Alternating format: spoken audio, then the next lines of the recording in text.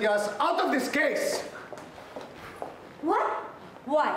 Clearly, this is becoming a soap opera of the Enanos. And you're playing a part of it. Nakikita ko ng ending nito. Masaya sila habang anak natin nakakulong. Is that what you want? Of course not! Ano pa bang dapat gawin para maniwala kang kakampi natin si Lilet? Tinakwil na nga siya ng ama niya. It's true, Dad. Huwag kang sasabat ha. This is all your fault. Constantino, what's happening to you? You are being emotional, you're being too paranoid. Are you really sure that you can handle this case? Eh, itong abogadong sinasamba mo. This is her what? Third case? Has she ever handled a rape case before? At sino pinagtatanggol niya? Hindi yung biktima kundi ang akusado. Yung anak natin! Pagkakatiwala mo lang ba ito kahit kanino? Handa pa talaga sila para sa napakalaking laban. Kaya niya ba itong kaso to? Ha?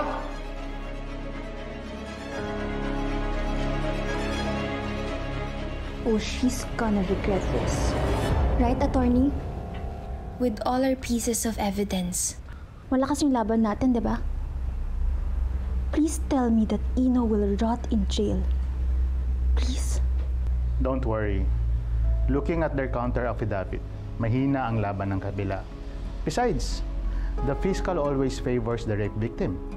Sa paniniwalang, walang sino mang babayang maglalagay ng sarili niya sa kahihiyan. I am sure that the fiscal will find the probable cause para isampa ang kaso sa korte. Thanks, Evan. I've been thinking of getting a new lawyer on board. What? Pero aral na aral mo ng kasong to. We can't just entrust this to anyone. Willing akong umupo bilang second counsel. Just to give way to this lawyer, which I'm sure will do very well in this case. Hindi siya basta-bastang abogado. Bar top-notcher siya. At hindi pa siya natatalo sa lahat ng rape cases na hinawakan niya.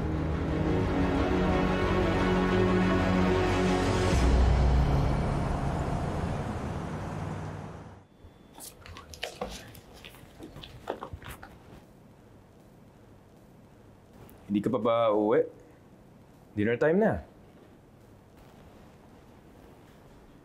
Nang bumabaliktad yung sikmura ko sa kaso na to eh.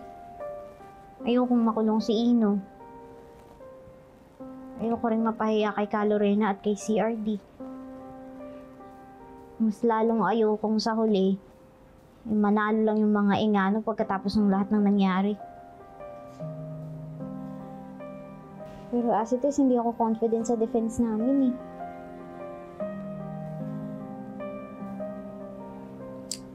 Alam mo, to be fair, yung lab lang ang alam kong may pinakamalaking library ng rape-related cases.